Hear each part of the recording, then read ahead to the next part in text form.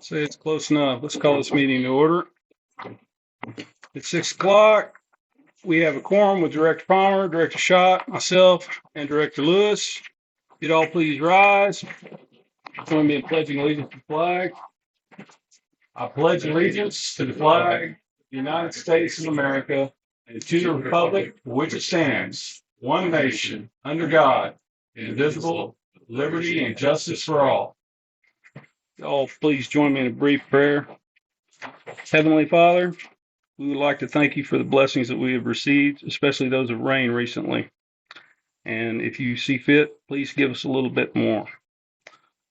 We would also like to ask you for the blessings of wisdom and patience as we listen to different opinions about the things before this governing body and make the best decisions for our community.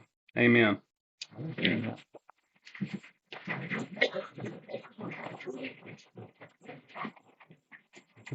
Oh, I guess I better start the tape, huh?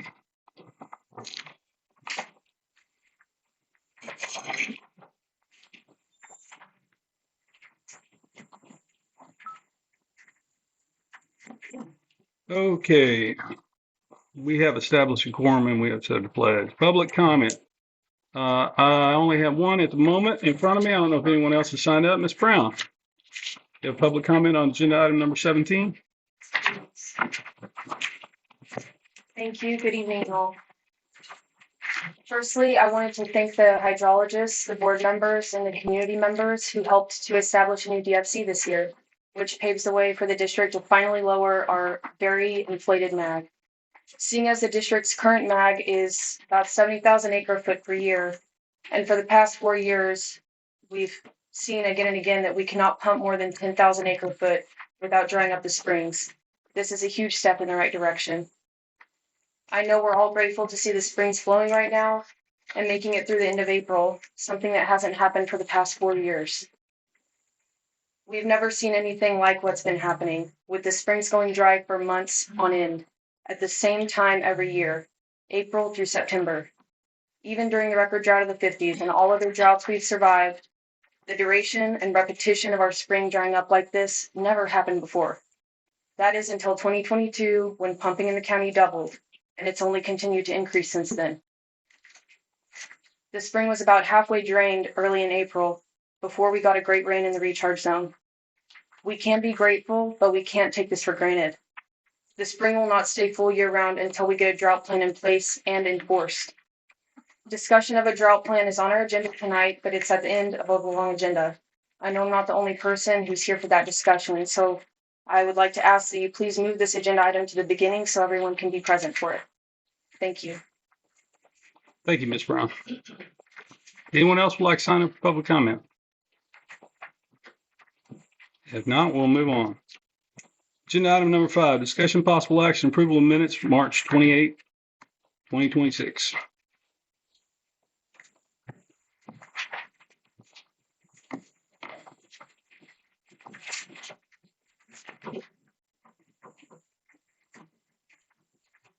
I've reviewed them. I haven't come up with anything. I move that we accept these minutes. Second. It's been a motion and a second. Motion by Director Lewis. Second by Director Schott. Any discussion? All those in favor, raise your right hand. All those opposed, same sign. Motion carries. Discussion possible action presentation and acceptance of 2025 audit. Mr. Edie. All right, good afternoon. Each of y'all should have an audit report here in front of you. If you go ahead and open that up for me and turn to page 1. This is your opinion in the letter. You received an unmodified opinion that your financial statements are presented in conformity with generally accepted accounting principles as of your year-end September 30th, 2025. This is the best possible opinion you can receive. It's also known as a clean opinion. Again, best possible opinion. One thing I will point out, if you look down under the basis for opinions paragraph, there is a paragraph there about a change in accounting principle. There's going to be a note in the financial statements that will explain this a little bit more thoroughly, but I just wanted to point that out, that is something that was new this year. So we turn to page 4. I'm sorry, excuse me. Turn to page 3. This is the beginning of the management discussion and analysis. This is the same information that's presented in the financial statements, but in a more narrative and graphical format. It's used as a letter to the users of the financial statement so they can read this and understand what's going on with the district. If you don't have time to look over the entire report, this is a good place to start as it kind of lays out exactly what's going on. It compares 25 to 24. If you look on page 4 and 5, you can see a condensed comparison of your statement of net position and your statement of activities, as well as some pie charts that show your different revenue sources, as well as if you look on page 6, your expenses, and breaks them down by function within the district. As we turn to page 9, this is the beginning of the financial statement, starting with your statement of net position. This is essentially your balance sheet for you business folks out there. And as you can see, we have our general fund on our left, which is on the modified accrual method of accounting, our adjustments to come to the full accrual method of accounting, and your statement of net position on the far right. Starting up at the top with our assets in our general fund, you can see we had total assets of $1,493,890.26. A majority of that is made up of your cash and investments, as well as we had some accounts receivable and some taxes receivable. These taxes receivables are taxes that were assessed but that you had not collected.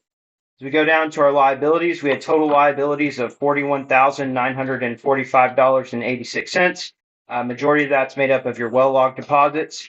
You go down to our deferred inflow resources, we had unavailable revenue from property taxes and unavailable revenue of groundwater use fees. Again, that's total is $34,409.54.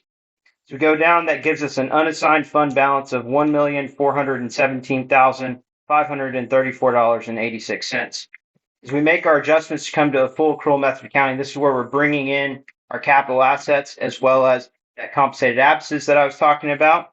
That gives us a total net position of $1,668,381.23. As you turn to page 10, this is your statement of activities. Again, it operates in the same way as far as our general fund on the left, our adjustments in the middle, and our statement of activities on the right. Starting with our revenues in our general fund, we had $678,199.22 in total revenues. Majority of that's made up of your property taxes of $542,543.53. We had total expenditures of $495,754.53. Majority of that's made up with your payroll as well as your science fee and then your professional services. As we go down, that gives us an excess of our revenues over expenditures of $182,444.69.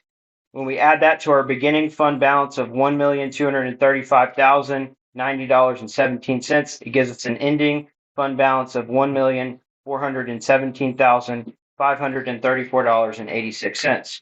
When we add in our adjustments to our general fund to come to the statement of activities, it gives us a ending net position of $1,668,381.23.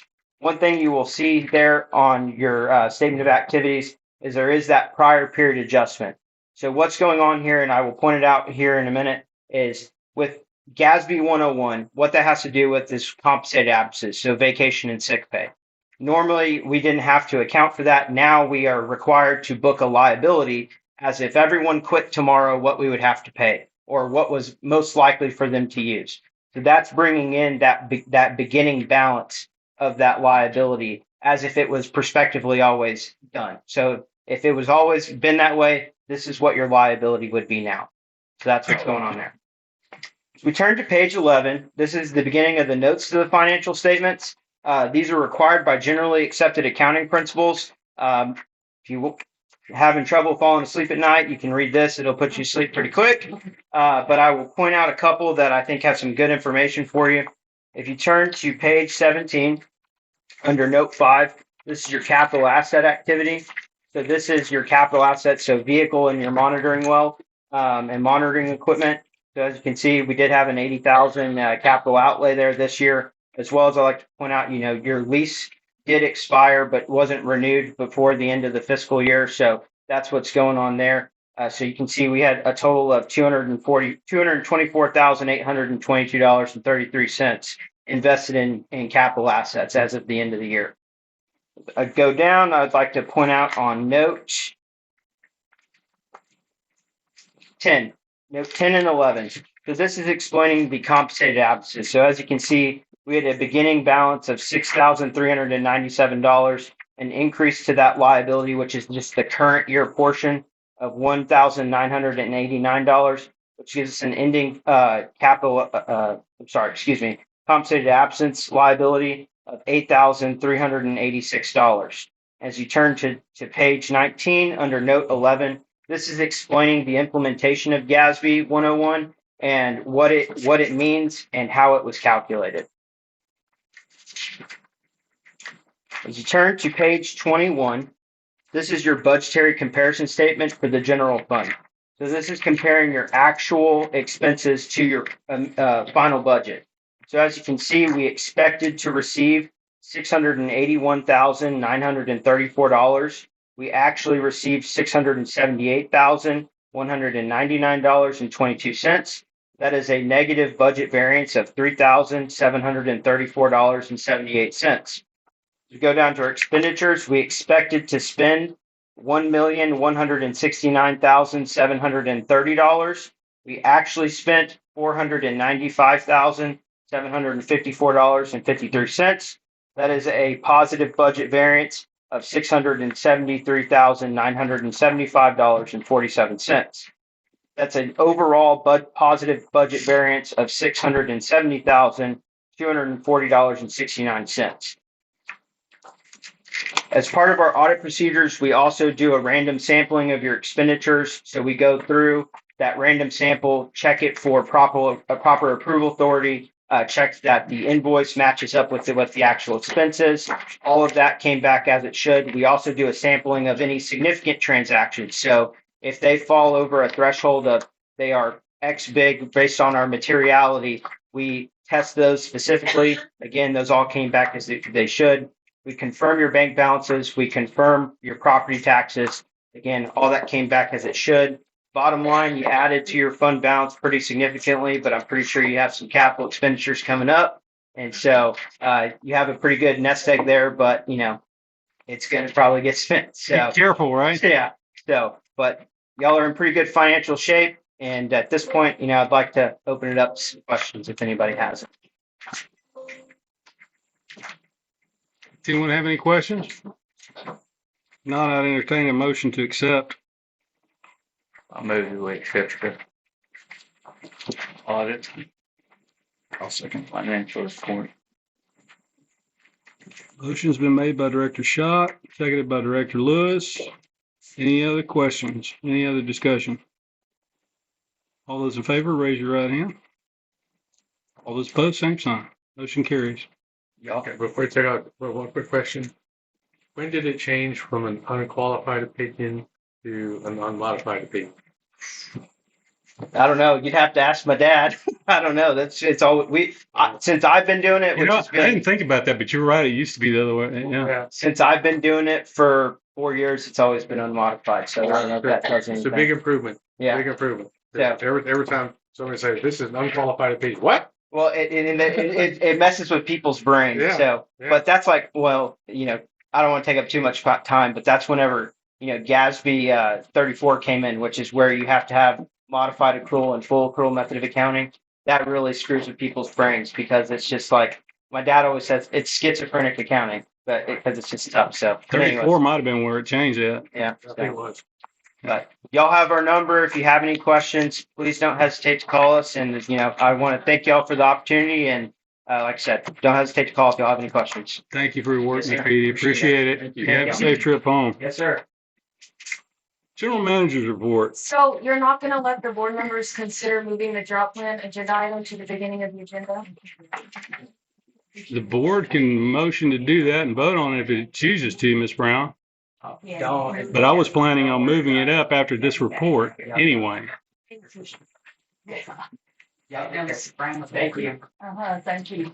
Anyway, General manager report. We have one exempt well application in the last month. Last week, I attended GMA 7. Monday, I attended GMA 10. We are now in the 90-day cycle on those two GMAs. They have made their final, well, I shouldn't say final.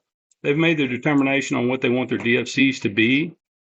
And so now we enter a 90-day period where each member of the GMA will post a public hearing for comments on those plans. And the hearing officer will take those comments, summarize them, and send them back to the GMA coordinator. At the end of that 90 days, I don't know what they do from there, but I know they have until the end of the year to finalize their DFCs.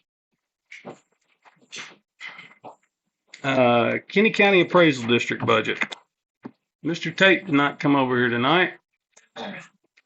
We do not have that right now. Well, I don't have it sitting here in the packet, but we need to get a copy of that to the board so they can review it. There's nothing for us to do about it. We're given the budget, and that's what it is. We don't get to vote on it.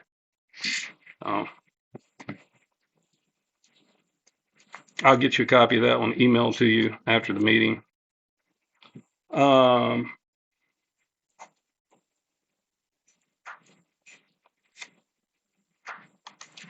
Okay. We will move item number 16 up. This was at the request of Director Minley to be placed on the agenda. 17 West you're talking about, I think. Oh, excuse me. You're right. 17, not 16. I'm going to move 17 up. This was Director Minley's item. He requested to be placed on the agenda. He's not here. So you got anything, David? I guess I could try to ad-lib it a little bit. I don't know exactly what Perry was trying to make the point of. You know, he's going to have to speak for himself. I think from what he said in prior meetings, he's frustrated that we don't have a drought plan. And I guess, you know, that's shared by some or all of us. You know, I know that our drought plan is essentially look at this water weekly, monthly. That's what our management plan says. And, you know, we look at this, and that's an important thing to do, but I think we need more than that. And, you know, I would just say that the committee that we had formed and came up with something to submit possibly to both Greg and to Vince and to the board, it was deemed not to be the right time to do that. I think at least we should re-implement the drought management committee. Never was taken away. And well, true. It was stated that it should be all of us. It is all of us. So if I'm appointing it, it's all of us. Otherwise, the board can appoint it itself. So my opinion on that would be, while we're talking about the drought management plan, I would not agree that the whole board should be on a committee. I would suggest that we have a committee like most of the other committees that are less than a quorum. So the quorum. There's only one committee that's not a quorum. That one. And maybe another one. All of them are 7 except for brush management. That's exactly what I did. Whenever I did that, and that's what it's going to be if I'm appointing them, because the public complained that we were meeting in private. So we're going to meet in public. If the board wants to do it the other way, that's fine. I tried to get the board to set up the committee meeting for months before I finally appointed them. So if the board wants to do it, that's fine. I don't have a problem with it. Yeah, if we want to discuss drought management, I think we need to have a committee meeting, and let's do it. Yeah, so I don't know, given that it's a full board, we could start with that and see how that works, but can we add that? We could talk about it on the next agenda or whatever. We just need to put on the agenda or set up a special meeting. Don't need to set it on you need to set agenda for your drought management, Chairman. That's Okay. what you need to do. And I'm the chairman. Is that Yep. what you're saying? Yes, sure you are. Okay, I don't remember seeing the list of who's who and who's what. If maybe you have that, send it to me, and that's fine. I'll do that. We'll get together and we'll set up a time and we'll The meet. thing to remember about that, okay, is you only got to have 4 for the committee to meet. Yeah. And it only takes 3 votes. It's not a quorum vote in committee. It's only a simple majority. And those are 2 important things to remember about that. So To if you come have, out of committee with a you recommendation. come out of the committee with 4 to 1 on a recommendation and present it to the board. Or 3 to 1, excuse me. Right. It does not have to be a quorum vote in that committee. It's a simple majority of those that are there. And as with 7, you're only going to have 4 there. Okay, so we'll do that. I'll get with you and get with Marty or whatever. You know, I know Janelle's out for a while. We'll talk about that eventually. We'll have to get it. We'll have to get an agenda together, So get we'll the just, posting and and everything. it has to be announced, obviously, because the public has to be Yeah, 3 days advance notice or whatever. Right. Yeah. It'll be the 3 days advance notice, business days. We'll help you put the agenda together, post it, whole 9 yards. Okay, sounds good. I think we should do that because, you know, I don't know, Vince, you can talk about where you are in the process and, you know, the different things that we want to do and when you're going to be ready for a drought plan. But, you know, it's great. I mean, right now, you know, I think we need a drought plan right now, even though the spring's flowing great, but, you know, we need to, work towards the future and a better drought plan than this Water Weekly. So, stay tuned for the next meeting. And, that's really about it for now, I guess, as far as that goes. I don't think we need to take action on that. Well, it's not up for an action item anyway, because we didn't have a plan in front of us. So, but I think that's a plan, and let's do that. And moving on. Let's see here where we at. Review Texas Water. I wanted to ask a question. Sure, go ahead.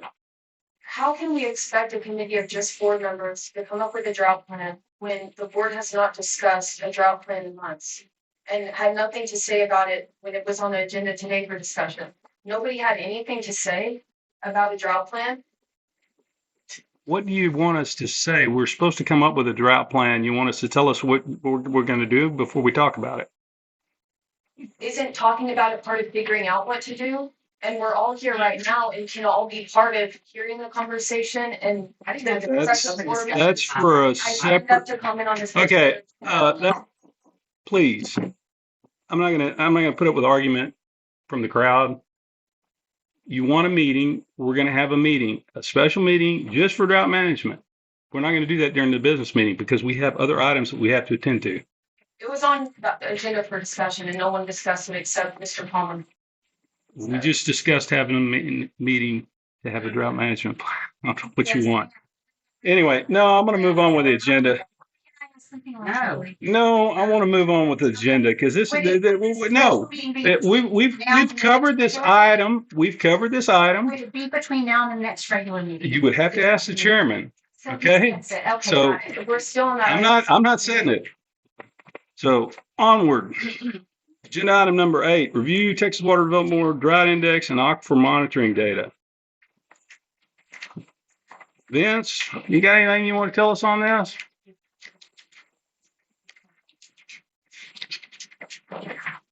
Anything that we might ought to know?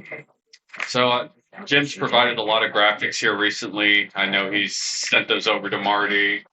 We've been reviewing them as well. A lot of really insightful information there as it relates to the most recent rainfall event. I'm really thinking about where that rain has fallen, the spring response, more rain in the forecast. This is exciting for us because we are now able to use this information to better understand how the system is responding to rainfall, how that compares to how the system operates during times of drought. And paying attention to subtle differences in terms of how the spring's behavior is changing now that CFS is a little bit higher versus when that CFS is down at 2 and 1. So for us, this is an exciting time as it relates to the changing climatic conditions because we're hopeful that we can use this information that we're seeing right now, that we all understand because we've understood the effect that it's had on the spring here most recently. And then we're incorporating that into some of the work that we're doing right now as it relates to the conceptual model updates. So it's more stay tuned, please be patient, but this is all information that we're now synthesizing and bringing into the equation as it relates to revisiting the conceptual model for how groundwater flows and moves in Kinney County. Excellent. Vince, can I ask you a quick question? Yes, sir. Jim has given me some information on this, and I'll have to check some of his past correspondence, but I know that we have our own rain gauges in the county in certain places. And we all know that Quad 807 is what it is. They have their own rain gauges, independent of ours, essentially.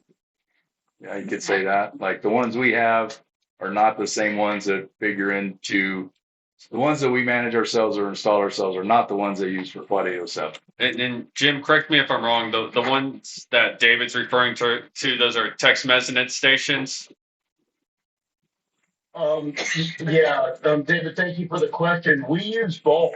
And so we use the same ones that Quad 807 does, which is the Texas Mesonet. But in Kinney County, we have 8 separate ones that we've installed that we also use. But you'll see in this month's board package, I put together a list. I think there's 25 or 26 rain gauges with a map that shows what the spatial variability of where the rain has fallen. And so, David, you're right in that Quad 807 uses rain gauges that are way out by Del Rio, some Valverde stuff that is relevant to Quad 807 to the extent that we use that. But in terms of looking at what is flowing into or what causes the spring to be recharged, obviously something in Del Rio doesn't have as much influence as something up in the northeast corner of Kinney County, if that answers your question. Yeah, totally. I mean, and we're, hopefully the vote hasn't happened today, but, in our agreement on the new DFC and the formality of today's, tech report approval that formally presents the DFC we decided on to the Texas Water Development Board, going into the future, talking about where this rain's falling and the stuff that Vince is saying and that you're collecting, Jim, but we're better served by our 8 rain gauges going into our new DFC, basically, is what I'm trying to say. Yeah, well, David, we don't just use, I would agree with you that we would be better served not looking at 807. And David, you and I have talked about the algorithm and just the Yeah. And we're almost, hopefully we're on the cusp of being, not tied to that. We could still make good use of that for something if it serves what we need, but the move away from 807, in my mind, is a great thing. And, let's put that behind us and go on. Yeah, I just want to make something clear is that Kinney County has more than 8 rain gauges. We all of the synoptic stuff, and it's another maybe 20. And I personally have almost 100 separate locations in the county where we are looking at water level data. And so some of that is AI generated through some preset stuff, but we're collecting it and comparing that data with the data where we actually have stations, and it's remarkable on how close it is. What you see presented in the board package is only locations where we actually have a station, either through Kinney County, through Synoptic, through or through Texas Mesonet. Cool. All right. Thanks, Jim. And to chime in one more time on this one. So a lot of the past discussions were in reference to Quad 807 because that's the historic data that we had to work with. Now, as we think of the new DFC that we have, being able to revise the management plan as it relates to that new DFC, we can be more forward looking now as it relates to moving away from 807, moving towards these local stations. That was really what we had to use for that comparative analysis. That's what the current management plan says we use for the DFC review that corresponds to the current DFC. But I think being more forward looking here, that allows us to get away from 807 in a way that does allow us to rely more on those rain gauge stations that we know are in that preferential pathway for recharge here, most relevant to Kinney County. And real quick, we'll be only required by the limits of the time constraints of the new DFC. 2026, we'll probably have to use Quad 807 soon. We're not going to have a new DFC in time to. So you pointed this out to me today. We are no longer preliminary or provisional on rainfall. we're no longer provisional on spring flow through the end of 2025, which True. does start the clock based on what your current management plan says for the DFC review, which still uses quad 807. That is Right, correct for 2025. for 2025. And so you do your thing and we'll get to that. I'm not gonna, talk to that right now, but 2026 will be a similar thing. I mean, you're gonna need the data from quad 807 and the one data point from December 31st to do it again in 2026.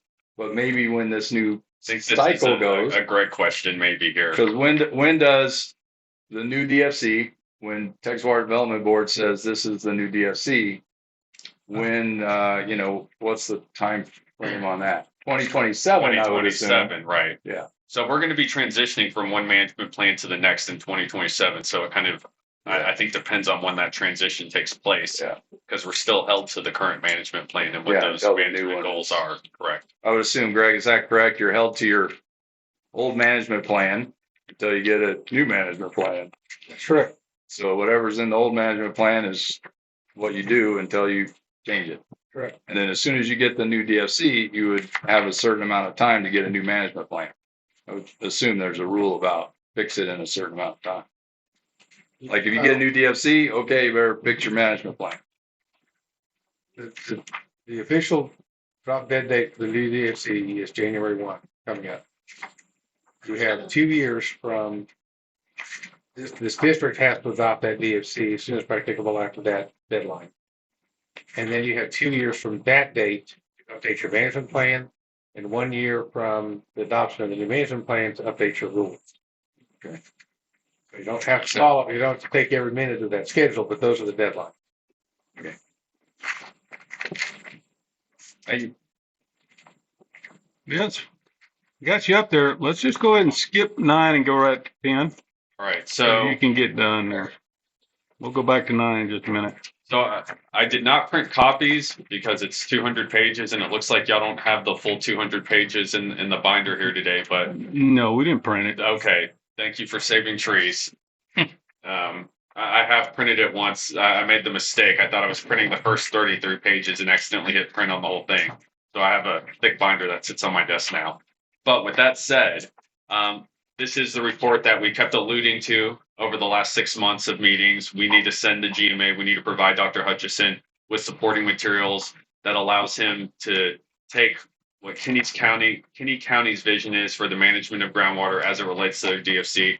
And that allows him to take that information and he plugs that in to his explanatory DFC report that he's preparing on behalf of GMA 7. We've created that report. We've provided appendix documents that include the past 3 draft studies that we provided this board with that led to the decision making, which ultimately informed the new DFC that we arrived at 2 board meetings ago here.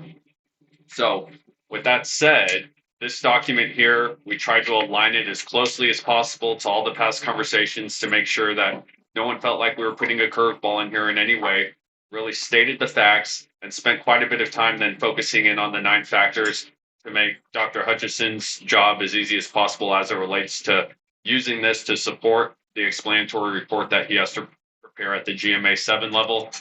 So what we need to do is we need to transmit this to the GMA in some form or fashion. I can do it, the district can do it, but I do think based on Greg's recommendation from a few months ago that the board does have to have some sort of decision on this of whether or not to send this report to the GMA. Now, with that said, one of the things we did when we were drafting this report is we put in preliminary 2025 numbers. The beginning of the report, you'll notice that my stamp's on it, Alyssa's stamp's on it. We've signed and sealed this report. What we're going to do is we're going to issue an errata where we have changes that we've made to the report. We're documenting where those changes are. But what happened here is we were using preliminary 2025 numbers when we first created this. I believe it was you, Director Robinson, you identified a discrepancy in wind pumping number. That change was corrected. We did not make that change prior to finalizing this report. So we will go back now and we will change that. There's going to be about 6 spots where averages change in the report. We view all those changes as insignificant in terms of the messaging here. Pumping goes down a little bit in 2025 compared to what's in the report here. It does not change what we're recommending the board considers as it relates to the MAG. What we're really looking at is some averages and tables changing, and nothing else really with that small change that we do plan to issue as part of an errata sometime in the next week here before providing this to Dr. Hutchison or the GMA. Okay, anybody got any questions about this? Not, I would entertain a motion to send this up to GMA 7.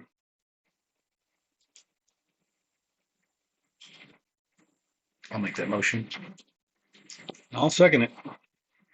Any further discussion? Real quick on your motion, Wes, and Greg, help me if you need to, I guess. On the motion to move this to GMA 7, should we also say to include the errata that we've discussed with? I'll be glad Hydrologist. I'd be glad to modify You the know what I mean? motion So if it just makes you so feel we're more good. So comfortable. you can do your errata and then would that work? That's fine by me. Yeah. The motion would be to I would approve. move, I can make the motion. I move to approve the GMA 7 revised DFC report with the errata added to it to be sent up to GMA 7 ASAP. Still got a second on that? Oh, actually, that was your motion, wasn't it? I couldn't change that. That was yours. I made that change. Second. I will go with the second on it. I already got them written down. All right. Any further discussion? All those in favor, raise your right hand. All those opposed, same sign. Motion carries. Okay. I guess you can sit down now.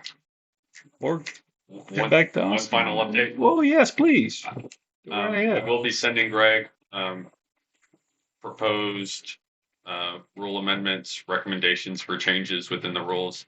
Plan to send him that at some point by the end of the week. And then hopefully we can discuss that here in one of the upcoming board meetings. Excellent. Hopefully we can get it on the May. One more thing, Vince, and for the board, whatever. And I don't know what the time frame on this is, but I don't want to ask you to do this personally. But in our management plan, after the data is available, which it is now, the yearly report of DFC status.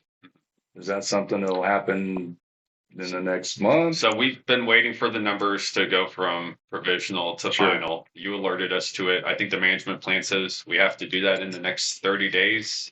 There's some tricky language in there, so we're going to start it next week. I can look that up and let you know, but I'll revisit it myself because we want to make sure we are aligning to what that management Yeah. plan says as it relates to when that is due to the board. We plan to start that next week now, though. it's not a huge deal. I mean, the format's there. You've seen Dr. Hutchinson's, I'm sure, and it'd be a similar thing. So, Yes, sir. okay, that's it. Thanks, Vince. Okay. No problem. Agenda item number 9, discussion possible action authorization of purchase of 2 new computers. So we have 2 computers up here in the front that are only Windows 10 compatible. We can't move to Windows 11, and that's why we've got this on here. We've got a bid in the packet you can take a look at.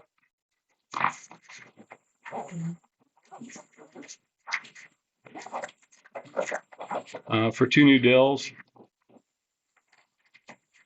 through Chad Potts. Just under $2,400.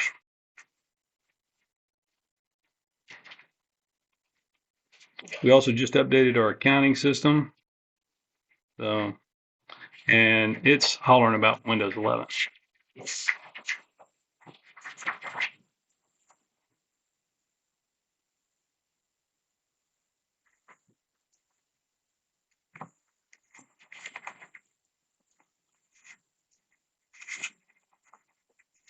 Any question? So which one is he picking? The good one? Yeah, the one that's circled. That has a square around it? Yeah, the blue. $950 one? The $949, yes, sir. Good to me. So that work for 16 you guys? gigabyte. It's work. It's It's got more storage and everything, and then I can put it on there on that bid. He'll come in and install them and move all the files and everything, get it all set up and everything. It's what warranty and stuff. Which is basically what we're paying the $400 for. Really, he's marking up the computer about $30, Yeah. and the $400 is really for coming in and servicing it and moving everything over. One of these computers is practically full as a Yes, it's full of. The hard drive storage is already full, and yeah. So it's just We time to do it. approve that proposal. I'll second that motion. Any further discussion? All those in favor, raise your right hand. All opposed, same sign.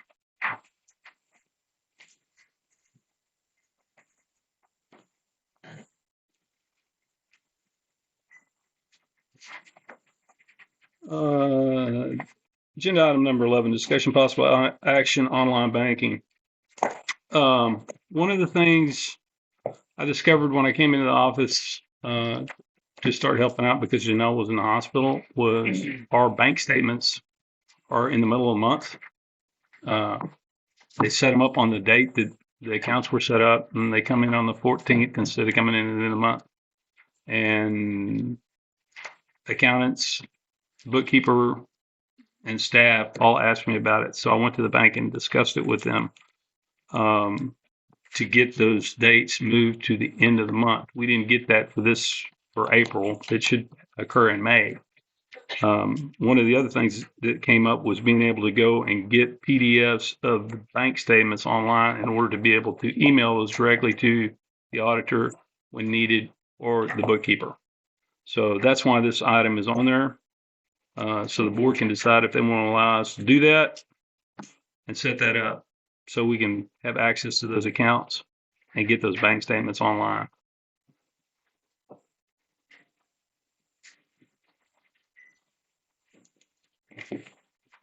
So we just need a motion to authorize you to move to online banking. Right. And really, all we're after, we're not looking to do payments online.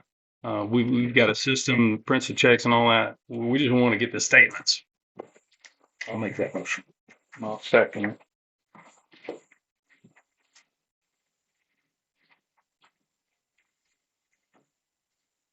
Any further discussion?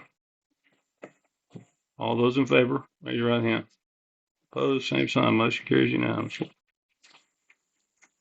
Agenda item number 12, discussion possible action disposal of new pickup of old district pickup. I'd spoke with Director Ward about this, and this was actually his item, but essentially what we determined was probably the best way to try and get rid of this was to seek bids.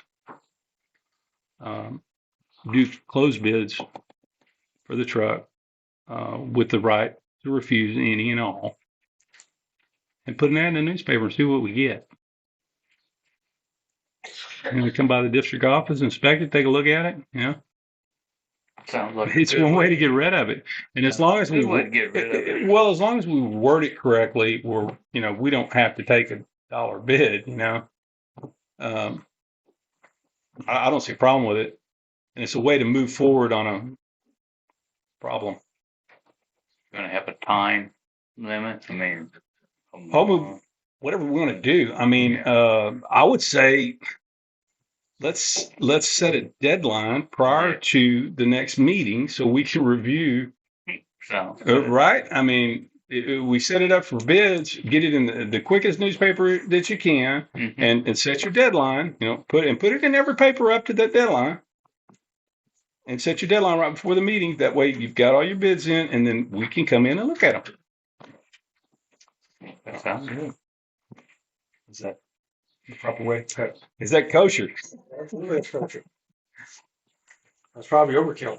If I'd like to donate it, the school is very interested in taking it if they would like to have, if we wanted to donate it. It's the board's pleasure. It doesn't matter to me.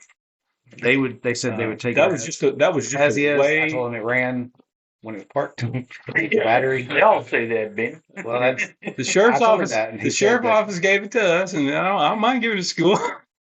they would be happy to have it for their. You talked to them, they said they'd take it. Spoke with the board president. We have the title, we could give them the title. Yes, right? Greg, can we do that? Can we give it to another entity? You can, yes, you can absolutely donate it to a school. I'm all in favor of And then it. we Donate it to the school. Well, we have a motion on the floor to donate it to the school. I'll second it. Any further discussion? All those in favor, raise your right hand. Done. Motion carries. Well, we got that off the tape. Don't have to spend money advertising. Yep. I am okay with that.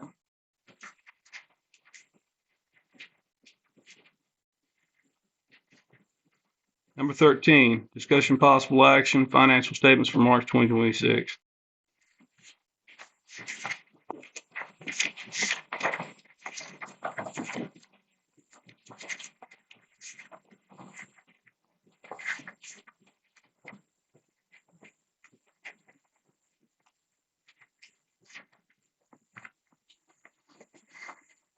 I always mess up that motion. We make the motion to file these for audit, right?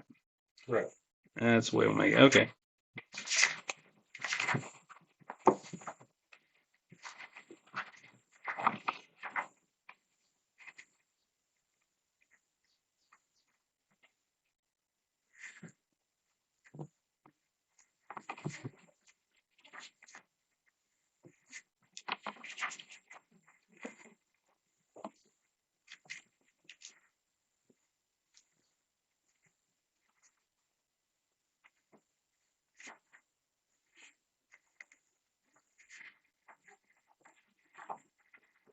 I will move that we file these for audit.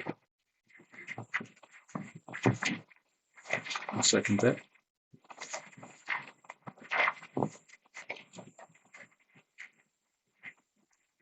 Which has been made and seconded to file the financial statements for audit. Any further discussion? All those in favor, raise your right hand. Opposed, same sign. Motion carries. Review monthly investment report. I will read the highlights. Our general fund changed because we transferred over some money. Our money market came down because we transferred money over to our general fund. Petty cash has stayed the same. Will log deposit increased slightly because of a couple, I guess, over the month. I don't know how that went up that far. I got to figure that one out. And tax pool, we earned $2,650.28, bringing our total up to $854,359.24. Our CDs have remained the same because we haven't got any statements of interest on those. So that's why that one hadn't changed.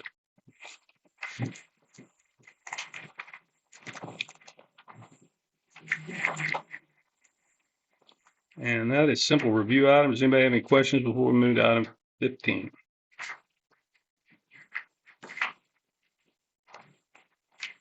No, we'll move forward. Item 15, discussion possible action, invoices received and invoices paid.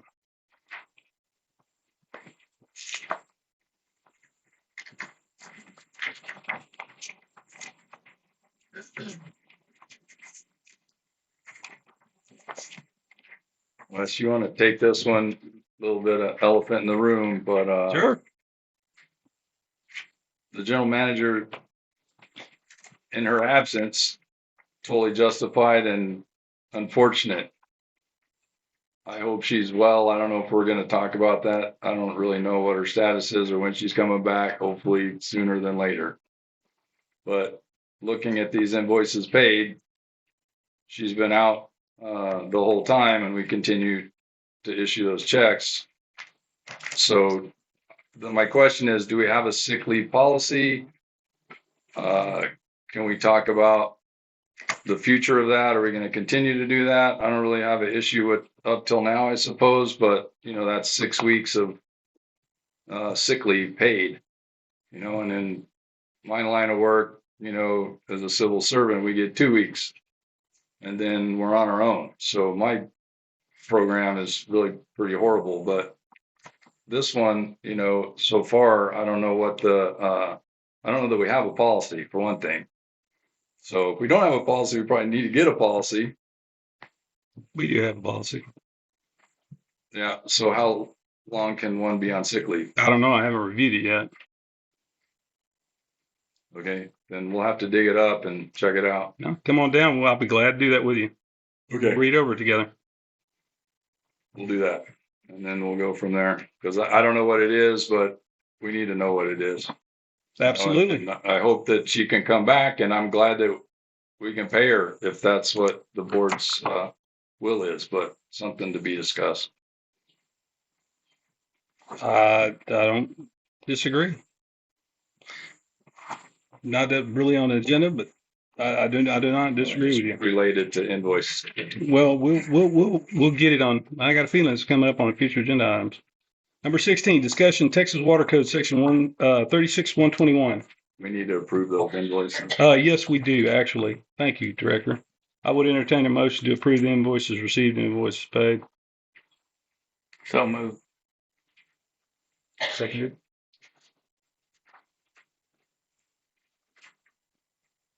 Any further discussion? All those in favor, raise your right hand. All opposed, same sign. Motion carries. Number 16, discussion Texas Water Code Section 36-121.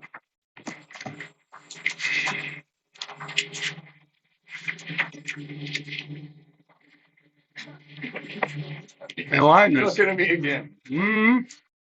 You've been talking to Mr. Ellis about this one, so tell us what you want to do.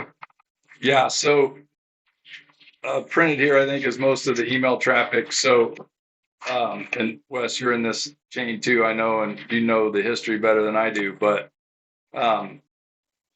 talking with other districts and just looking into the situation and given, when times are drought and spring flows are challenged, having a full understanding of the outflow is going to be important. I think it's important for Vince too, as he goes in to do what he does. And given the city wells are the ones that Jim and Vince have seen the data that are most closely correlated to the spring, we'll say.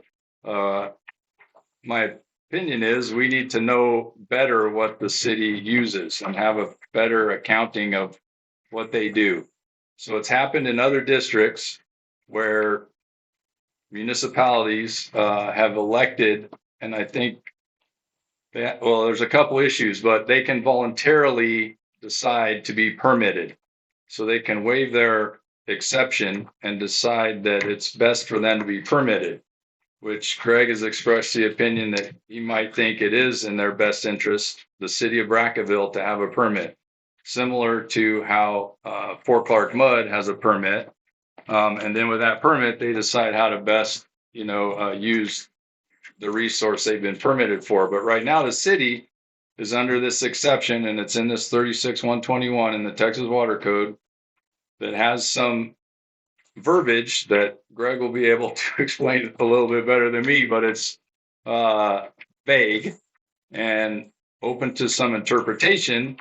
But what I wanted to do and what I'd like to do is discuss it now, but I would also like to see it come up on the next agenda to maybe bring somebody from the city here to kind of brief us on what they do and how they track it and how much they use. I don't know exactly what the official numbers are. I don't know if you've got with the city, probably haven't, but the numbers that I can tell you, I've got them right here in front of me. Yeah, so I think they're almost 1,100 acre feet a year, but I don't know Not what even you close. see. Well, What is that's it? what I mean. There's a disconnect. What do you show? I'm looking at what they report to the Public Utilities Commissions. We have copies of it from 2012 to 2022 in this office. And what the city of Brackettville is pumping is anywhere from 436 to about 500 acre foot. It actually pumps less, which was a shocker to me, than the Fort. Yeah, I think. Well, as I said, Yeah. these records go from 2012 to 2022. That's all that was available in this office. Yeah, no, I'm not not debating that. I'm just saying that I think their numbers have, if my numbers are right, doubled since you're seeing what you're seeing since 2022. That's altogether possible. I can tell think you that. that's, and that's why I'm curious. So I'd like to meet with a city official. We actually invited them. We can find that out. And so I'd like to see it on the next agenda, the city, water I can't guarantee use they'll be here, report. but we'll I certainly know put it on. I'd like to ask them here, and then I can try to coordinate But I that think it too. might be useful to know a little bit of the history. Sure. This district tried to get the city of Brackettville interested in seeking a permit over 15 years ago, long before Mr. Geffer ever thought about it. And the city of Brackettville did not choose to do that. If I'm not mistaken, their attorney at the time may have been Langley and Banner. You might want to check. But they decided that they didn't want to do that.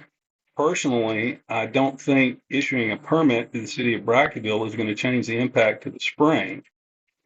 What would change the impact to the spring would be an alternate water source, conjunctive use, an aquifer storage and retrieval program, like is used in Kerrville. And that would immediately reduce impact to the spring if we were to do that with the municipal supplies for the fort and the city. That would relieve the pressure, immediate pressure from all of those straws. If we could do a project like that, and probably is far more feasible than trying to go through a legislative process to force the city of Brackettville to have a permit. Yeah. I don't know that we would force them. I don't know that that would come to that. You know, it could, that would be the decision of the board if they wanted to pursue forcing them to. But I think, and the way it's been done in Presidio County, Presidio and Marfa, the towns elected to do this not very long ago. And I think, Greg, you're familiar with the legal process to make it done. You've said that in your emails that that's possible. You know, if the city is into discussions with us and they would agree, they would sign something that said they would want to do that. They might decide not to again, but they could decide to do it. Certainly do it. And the advantage of that to us is that we can, you know, have a known number. And the advantage to them is they can have a known number, and we could probably, you know, depending on the circumstances, approve a permit that would meet their needs, not only for the city, but for growth. It doesn't for whatever change. else. It doesn't change any impact to the spring to grant a permit to the city. They can already use the groundwater with or without the permit. It doesn't change. That has no net change of anything. Well, If you change the way you're using, and one of the things that out there at Presidio they don't have, we have here. Most of the time we have surface water here. So conjunctive use program is viable here where it's not out there. yeah, we should. If we relieve the pressure of pulling out water when we don't need to, then the spring's going to flow longer. That's just, there's no getting around that. But So- I guess what I'm worried about, Wes, is right now they're exempt, and I haven't really got. And Greg, you can help me with this. We'll get to that. But if they don't have a permit, Wes, they can, as an exempt entity, use as much as they want for their municipal purposes. And right now, they're using as much as they need and as much as they can sell. So without any permit, then they're exempt and they don't have to be bound by, if somebody wanted to come and buy a bunch of water from them tomorrow, we got nothing to say about it. And that to me is a problem. We have plenty to say about it. What can we say? Because this says, well, this is where Greg comes in. Greg, direct question to you, and all three of your points in your email, and it's in here, you know, whatever, you guys can all see this. Option number one of the interpretation of this says this, option number two says this, option number three, it's interpreted a little different way. But they all say, if the water, you can have this exempt status, paraphrasing, if the water to be used solely to supply a municipality that has a population of 125,500 or less. Solely to supply a municipality, solely to supply a municipality, solely to supply a municipality. So in my mind, and I'm not saying cut off Spofford, but Spofford is a separate municipality. And the city is not solely using it for their municipality, they're selling it to Spofford. Spofford needs the water, I don't really have a problem with that, but if that's in violation of 121, you know, then something needs to happen, like they need to get a permit, or they need to get a waiver, or they need something. I don't know, I'm not a lawyer, but that's, I'm reading it. And they sell it too. So they're not using it just for their municipality. They're selling it. I think that's certainly a good argument to make. I think the solely to supply a municipality creates an argument about what does it mean to supply a municipality. Most municipal water utility directors will tell you that means whatever the hell I want to do with the water, which includes selling it to another city. I could make a strong argument that no, you can't sell it to anybody else. You can't sell it to water trucks. You can't. You can only be used for your that city's municipal supply. I think that's a valid argument to make. I think the whole section's a mess. I can tell you it was intended to protect originally Midland and Odessa, who had gone out to buy water and export it from the San Angelo area and bring that into Midland, Odessa. And they didn't want the district that was created out there regulating what they did. And so Representative Tom Craddock, who was at that time chairman of the House Natural Resources Committee, got this amendment added to Chapter 36, which was then Chapter 52, to say Midland, Odessa doesn't have to follow any district's rules.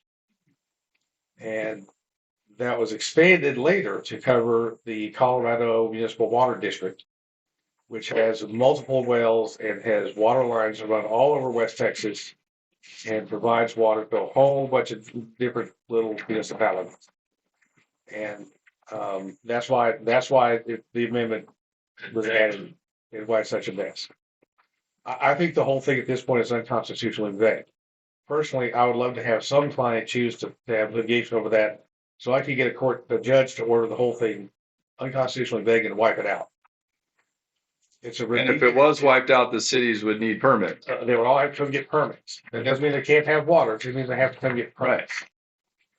So your choices here are we can try and pursue through litigation, forcing the city to come get a permit, or we can try and work with the city to cajole them into coming and getting a permit. And at the very least, I think they ought to be reporting not just to TWDB, but they are reporting to this district on an annual basis everything that they pump. Whatever they do with it, I think they ought to be reporting to you whatever they pump, because Vince and Jim and everybody needs that information. Absolutely. And apparently they do report to the Public Utilities Commission, but I haven't seen anything on well one yet, on the one down in the yard. I haven't found anything on that one yet. But if the city of Brackettville is willing to get a permit, I think that is wonderful. I think it's absolutely wonderful. It still does nothing to address the impact to the spring. So personally, I think that we need to be working with the city of Brackettville to reduce that influence as opposed to getting a permit.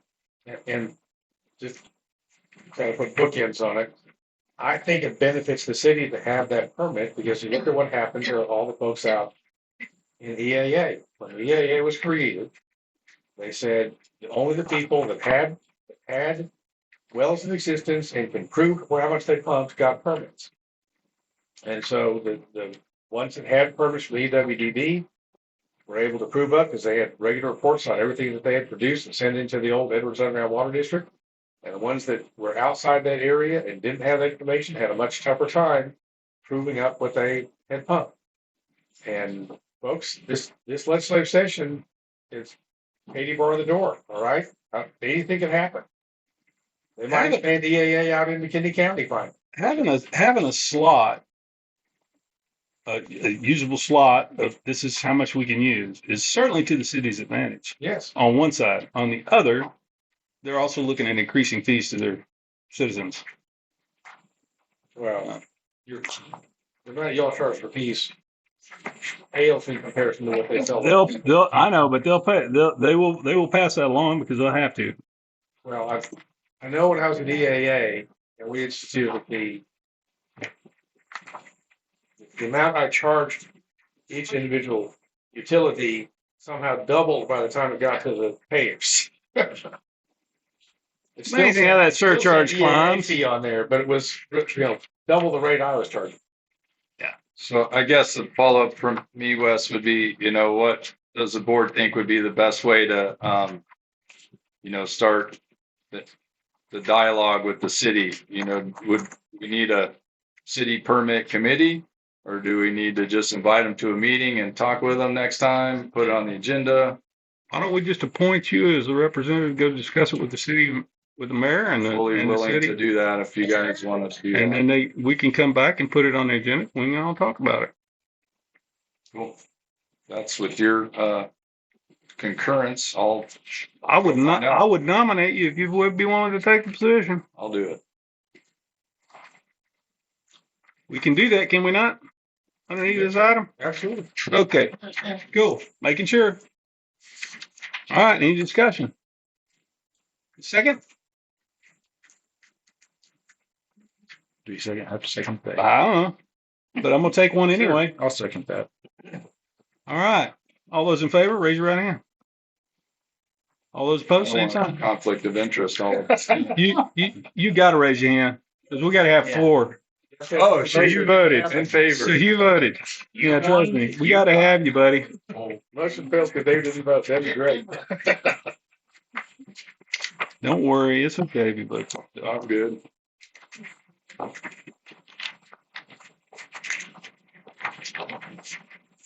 Okay, number 18. Request for items on the next or future agenda. I think your concern needs to be addressed in a special meeting before our next business meeting. As soon as we get it lined out, we'll set an agenda and we'll have a meeting. Okay.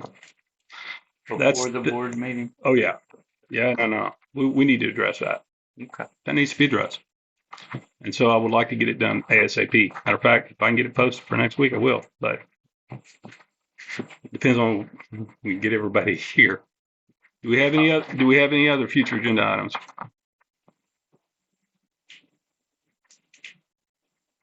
If not, I entertain a motion to adjourn. So move. Second. All those in favor, say aye. Aye.